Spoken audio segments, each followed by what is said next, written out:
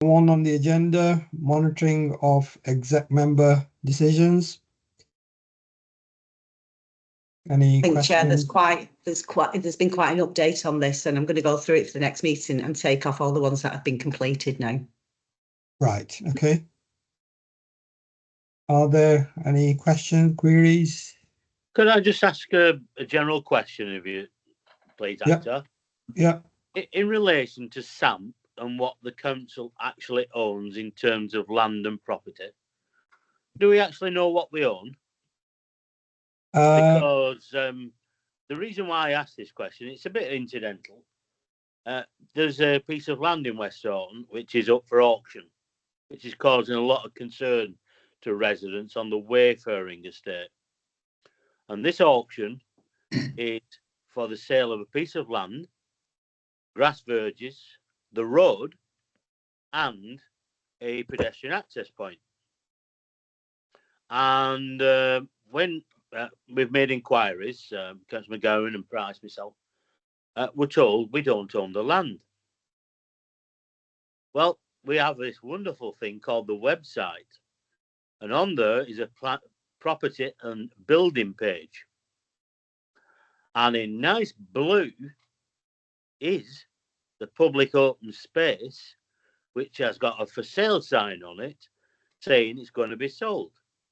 And officers say, we don't own it. Now, I am waiting. I mean, I have emailed several people at the higher levels to try and get this sorted, because this appears that someone is selling open space which we've had in our control and maintained for 30 years plus since the estate was built. So I'm just querying, do we actually know what we own when we're selling things? Because if we don't know we have a piece of public open space and it's on our council website, what the hell do we know? Thanks, David. I'll bring Mr. Dyson in before Mr. Williamson. So, John, go on. Yeah, thank you, Chair. I probably can't answer the broader points in terms of do we know exactly what we own across all of the council's assets, or the colleagues might want to comment on that, but certainly I was one of the officers connected up to Councillor Wilkinson's email correspondence, and I'm conscious that Lee Fallows responded on Friday evening, but that prompted some further points of clarification from Councillor Wilkinson, which is those which he's just alluded to. Councillor Wilkinson, I've been talking to my team, because I'm conscious that one of the issues that you raised was clarification on our maintenance schedules and concern that you know, if we don't own this piece of land in question, that we may still have been maintaining it over a period of time. So I have actually had a response this afternoon from colleagues in our environmental services team. So I will respond to you. But Helen, at the risk of drawing you into this discussion, I know that we spoke briefly yesterday, and I think further inquiries that we'd made with the land registry did again suggest that the council is not in ownership of this particular plot of land that we are talking about. Am I okay coming in, councillors? Helen, yeah. So I know that map is out of date, Councillor Wilkinson. I think it possibly hasn't been updated since corporate property was transferred out to Robertson's. Justin's nodding, good. So I think that has to be taken with a pinch of salt in terms of whether or not we own land in the borough, and that's not ideal. I agree completely with that. So I just did a quick search at the land registry and confirmed that it's not ours. It's owned by a private company. I'm not entirely sure when that ownership began, because there was no details of the cost of the land when it was sold, but I can make some more inquiries about that one if that would help, councillor. Thanks, Helen. Justin, did you want to come in before? Yeah. As Helen, thank you, Chair. As Helen quite rightly said, the public access system on the internet showing the red dot and the blue land is a bit historic now. It's a database that sort of sits there in the ether and needs updating. We are in the process of transferring all that in house. It's currently with Robertson's at the moment, and it's never been a priority of theirs to update things. But we had the similar sort of flurry of activity probably a week ago when it first sort of came in. I think it came in via different sources, probably about 4 or 5 different sources sort of alerted us to it. So I think we've all independently sort of responding to these inquiries. But yeah, we did a sort of a full title check initially. We sort of rebuffed and sort of went back and sort of demonstrated that it wasn't in council ownership, and obviously then it's just that messaging. It didn't seem like it's anything particularly onerous, but obviously these things obviously grow arms and legs over time. So obviously, I don't know if it was possibly part of the housing market renewal transfer, probably in about 2011, something like that maybe, and it's these little parcels of land that sort of little accidents of transfer of ownership, but I don't know about the history of it. As Helen says, we haven't got a sort of a record of it. We did speak to Dwayne in Highways, and he confirmed obviously that because that obviously I know the cul-de-sac bit might sort of unnerve people and residents, that there's obviously someone selling their road. But obviously, because it's an adopted highway, any adopted highway obviously takes precedence over any other ownership. So no one can sort of have a ransom strip over people's houses and things. So it is I can understand for residents it would be a sort of a worrying situation. So I appreciate your comments on that. Thank you. Can David. Thank officers for that. I mean, would have been nice to get the email, but never mind. As I said, it came in from different sources, so we kind of responded as and when. Yeah. Right. I sent an email last week to a borough solicitor, three directors and an assistant director, and I got an half-witted response. And I've got to tell people I am not amused by it when somebody tells me one thing and it's the exact opposite and still tries to tell me it's something else. When I asked the tree officer, can I have a TPO? He says, no, it's council land. And I say, no, it's not council land. Then comes back and says it is council land. And then somebody else says it isn't council land. I ain't amused. But let's go to something else, as I pointed out to officers. In 2010, some of them wouldn't have been here, but I was. We had a major review of every piece of grass we cut in this council because of cuts. And Malcolm Russell, who was at the time head of Green Space, and his team went through everything. And pieces of grass at land, which we've been cutting for years, weren't ours. So how the hell did this one slip through the net, and we've been cutting a public open space and grass verges? Now, the reason I'm annoyed about this is planning not long ago, we had a similar situation where a piece of land, which should have been a school, somebody didn't put the ticks in the right places, and we had to give a piece of land back to a developer. I've no doubt we'll see a plan application very shortly. So the question is, it's not just on Beaumont Chase, this is on Wayfaring. How many other pieces of land which we thought were council aren't? That's one of the questions asked, and nobody's come back to it, because I think you're going to have to start going through every piece of land we got is technically ours, and tell us which it is and which it isn't. Because if that's the council's map and people use it to look for information, and the information is totally inaccurate, then the council website isn't fit for purpose. And there should be a bloody big sign on the top saying, not fit for purpose.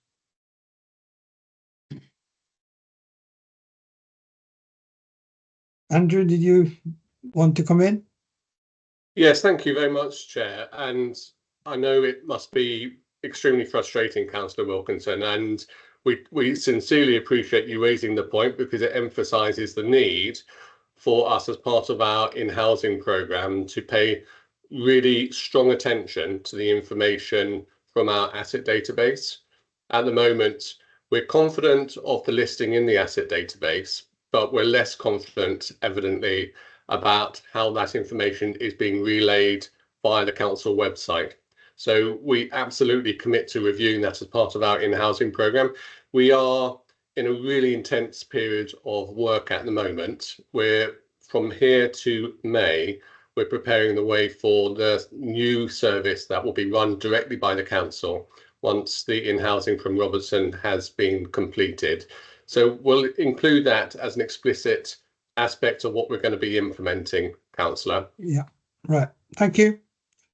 Can I just ask, Hector? Yeah, go on, David. The website is altered and it has a thing on top, a disclaimer. The information contained on this website may be completely and utter tripe, because that is the case in relation to this land. And residents have looked at it and thought, hey, what's going on here? And I find out tonight, well, it's not the first time I find things out in executive member meetings.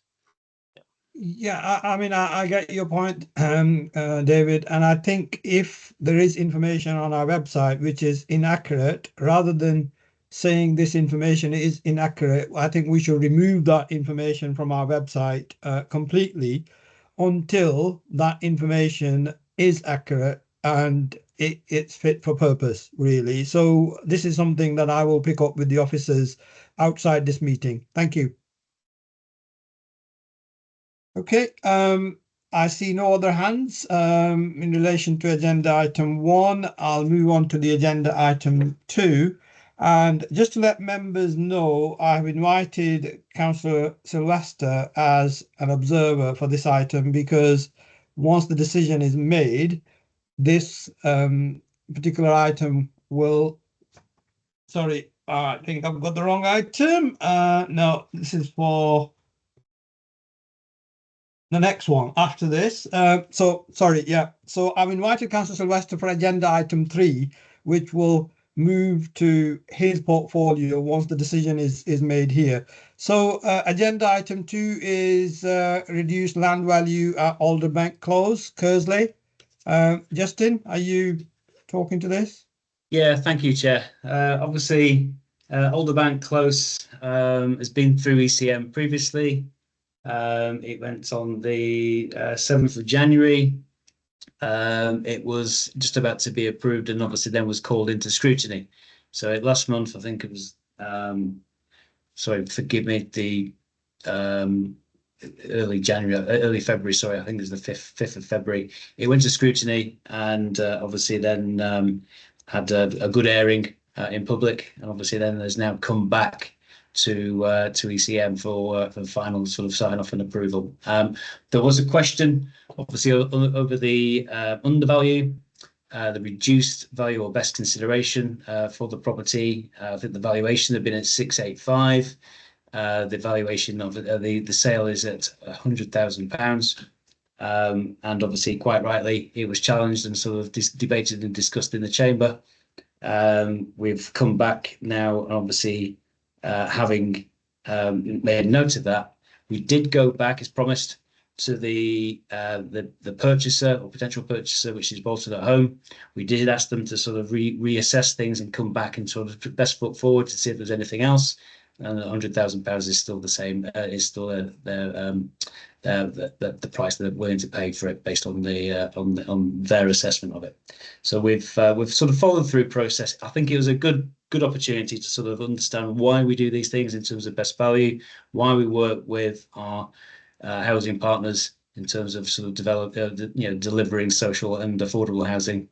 And I'm happy to recommend, obviously, that we take this forward today, please. Thanks, Justin. Any questions, queries from members? Councillor Sanders?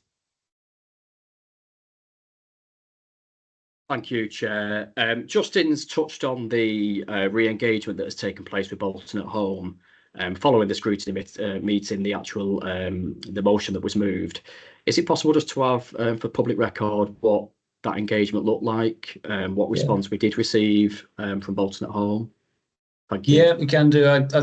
We had a strategic housing group shortly after it was raised on the agenda there, discussed it, and then I did actually formally write to Bolton at Home, explain the situation, gave them sort of a link to pointed them to the scrutiny decision, obviously, and the sort of point in the matter. So obviously they understood the why we're going through this.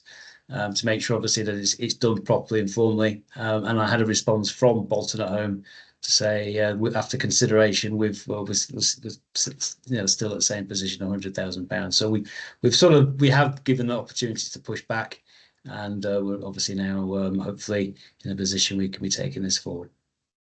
I can share that with you if you want. Paul, Councillor Sanders? Yeah, thank you, Chair. Yeah, that would be really useful, Justin, just to see that. That would be great. And then the last question, and I know we raised this in the scrutiny meeting, how the decision tonight that the Chair will make isn't necessarily dependent on or reliant on or connected to the development of the clubhouse, the bowling clubhouse, but by default it is.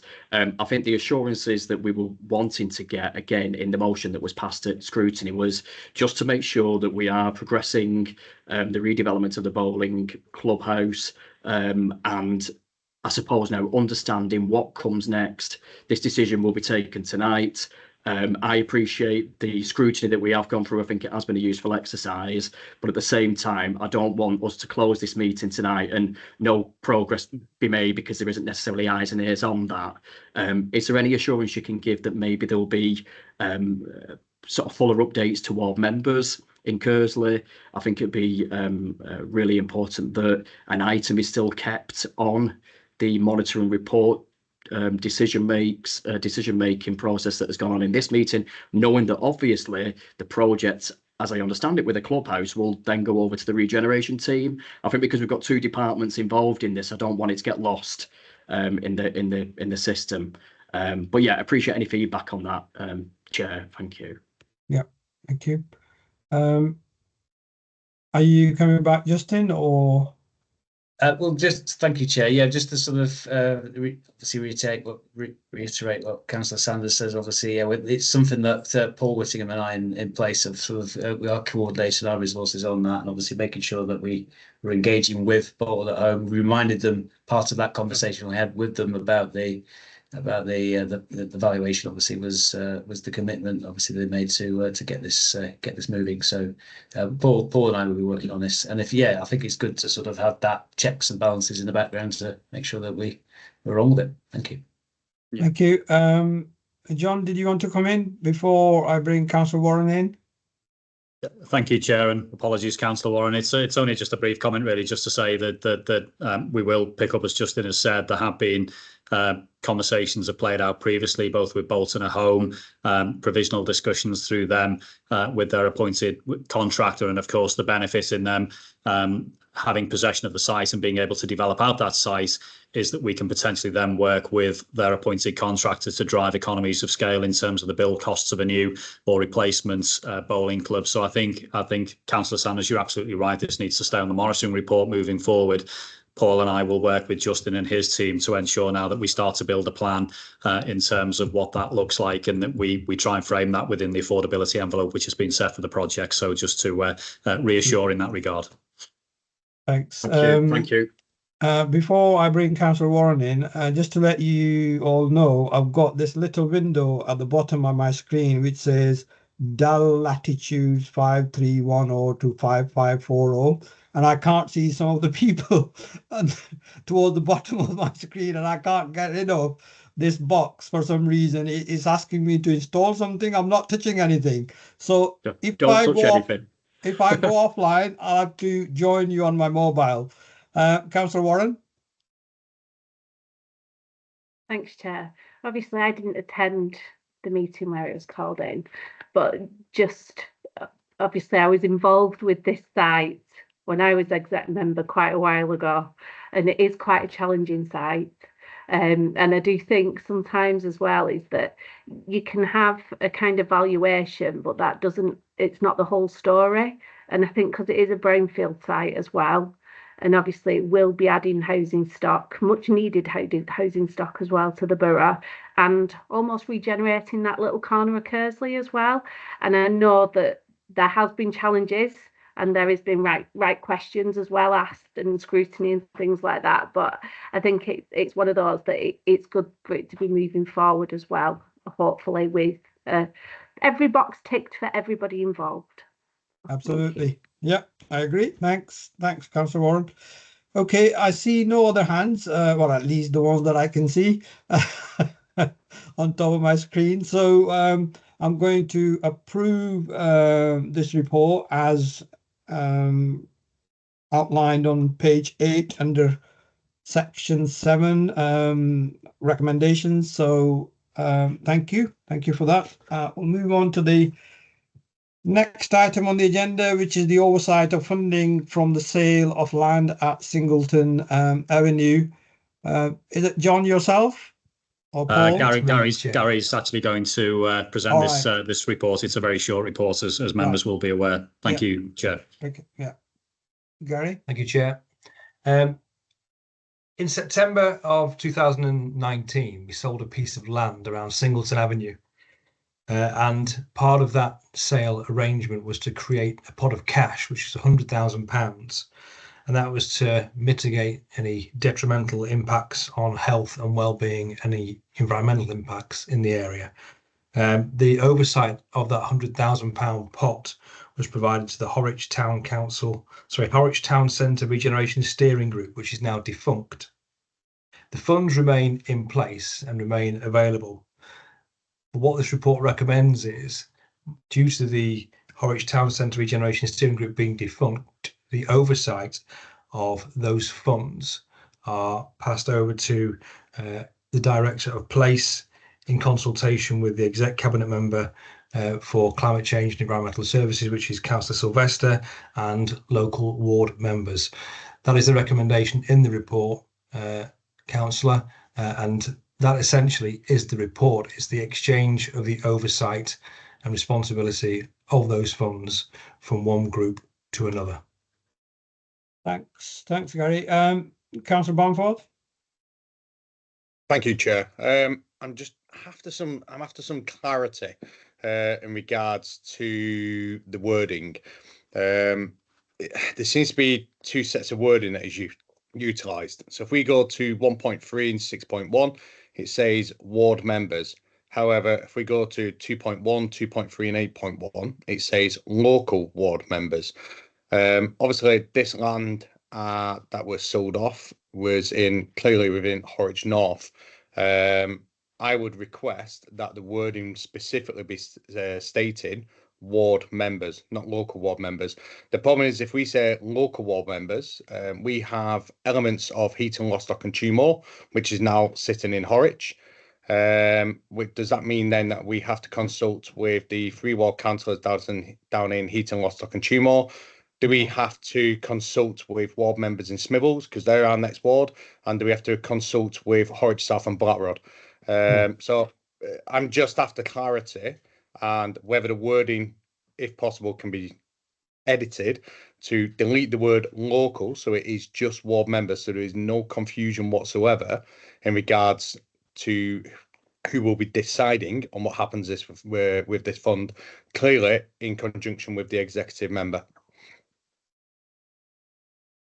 Councillor Grant? I'll come back. Yeah, go on. Sorry, Thank you, Chair. My understanding is that this meeting is just to transfer the funds. The decision is actually Councillor Sylvester's based on his consultations. It would be bizarre that Smithills councillors would be involved in something that is happening in Lever Park ward. So they wouldn't be local, would they? So as far as I'm aware, it's a consultation, and the decision will be the executive cabinet members. This is purely to transfer the money from one area to another, from one pot of money effectively to another. Thank you, Chair. Yeah, Councillor Sylvester, do you want to come in? Yeah, thanks, Councillor Zaman.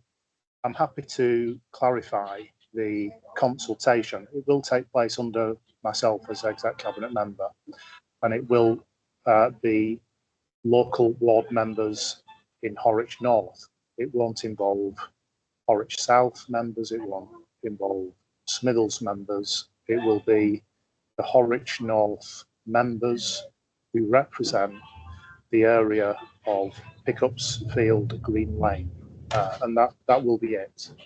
Yeah. Does that give you assurance, Councillor Bamford, what you were seeking? Thank you, Chair. Yeah, no, that definitely clears up. However, I would like, where possible, to liaise with our Horwich South members, because there is still 3 councillors down there, and we do still have 2 parish wards within Horwich South that still will use this fields. So yes, the decision will come down to ward members, but I would request, and if anything, promote the should we say the working together of the Horwich South and Horwich North, because I am fully conscious, yes, we have 5 parish councils in Horwich North, but there is still 2 in Horwich South which will utilise this field. But no, thank you very much for clarification. Yeah, that's fine. There's nothing to stop you from involving other colleagues from the local area. So yeah, I mean, if you work with Councillor Sylvester as the portfolio holder, once this money is transferred over, that would be fine by me. Thank you. There are no other hands. I can't see any other hands, I should say. So I'm going to approve this report as set out on page 4 at section 8. Thank you. Thank you, Chair. Yep. Thank you. The next item on the agenda is new Bolton Housing Partnership. Who's covering this? Sorry. I can sort of start off on it. All right, Paul, come on. Yeah, Paul, I can't see you, but I can. All right. I can hear you. You can hear me. Yeah. All right. Yeah. So this report, members will be familiar with the Bolton Community Homes Partnership, which was a formal partnership, and it was registered with Companies House as such. And there we've had a housing board and Bolton Community Homes Board. More recently, as the report sets out, there's been a discussion about the ability to transfer that from a Companies House registered company to a partnership of the same RPs with the same provisions or the same aims and objectives of delivering affordable housing in Bolton, but it wouldn't be a formalised company under that's registered under the Land Registry. So the recommendation is to endorse the establishment of the Bolton Housing Partnership and the subsequent winding up of the Bolton Community Homes Limited, as detailed in the report, and authorise the Borough Solicitor to complete all the necessary legal formalities. Thank you, Chair. Thanks, Paul. Any questions, queries from members? Councillor Warren? Thanks, Chair. It's not a question. It's more of a reiteration because some of you ran off in the last scrutiny meeting. I'm looking at certain officers that went first. Because they did explain it in that meeting, you know, what they were doing and things like that, and it does make complete sense. But I made a point in that meeting that the only partners we ever see as councillors from Bolton Community Homes are Bolton at Home. We don't see Clarion, we never see the others, even though as councillors, I'm sure a lot of us get a lot of casework, and I do, from different housing associations. And just sometimes it would be nice to have sight of them as well and what they're doing, and not just Bolton at Home, because obviously it is a partnership and a partnership for the town. So it would be, so it's just another request really to different tiers that weren't there, just saying, can we also see some representation from the other partners of BCH, please? Thank you. Thanks, Councillor Warren. John, did you? Yeah, thank you, Chair. I apologise. Sorry, Councillor I'll bring Warren. you in, David, after John. Yeah. Thank you, Councillor Zaman. My apologies, Councillor Warren. I was one of those officers who took a rare opportunity to step out of scrutiny a little earlier than normal. But I think it's a really good point you make, and I think certainly if you've had an opportunity to sort of read through the detail of the report, notwithstanding the move towards stepping away from a constituted body to a partnership agreement, the partnership and the constituent organisations within that partnership have been working very, very closely, particularly over the last 6-month period, to identify a series of shared priorities, and that cuts right across all of the partners, including the council. So I think your kind of ask, if you wish, of the partners being more visible to the scrutiny committee as a collective, even, I think is very, very credible. And I think with a number of agreed thematics for driving forward kind of priority areas of focus over the next 12-month period and beyond, whether that be in relation to investment, whether it be in relation to data and management systems and how we collaborate more effectively, whether it be in relation to net zero carbon, etc., etc. I think it is really important moving forward that we present that as a collective partnership piece. So certainly through Paul and through Jenny, we'll work with the partners once we move into this new kind of partnership agreement space to ensure that there is a greater level of visibility to members of the committee and the wider council. Thank you, Chair. Thanks, John. David, did you want to come in? Yeah, just to support what Adele said about the opportunity to have a chat with other providers. I think I'm being polite there, because we have, in my neck of the woods, a provider, which I think for the last 30 odd years, in its various disguises or forms, has, in my respect, failed miserable at times, many of its tenants. And it's been very difficult to get them to pin them down in many respects. So I think an opportunity to get some of the other providers and how they deal with their tenants and respond to their tenants would be very useful at scrutiny. I'll probably not come because they might know what's coming, because I think one or two of them, to put it mildly, are slackers. And Paul? Chair, I was just thinking that as part of the refresh of the scrutiny committee agendas for the next 12 months, that is something that we can sort of factor into the agendas moving forward for the next 12 months. Yeah, that's a great idea. Thank you.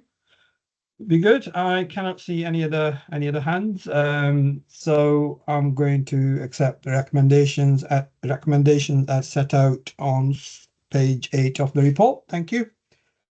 We'll move into the confidential part of this meeting, and the item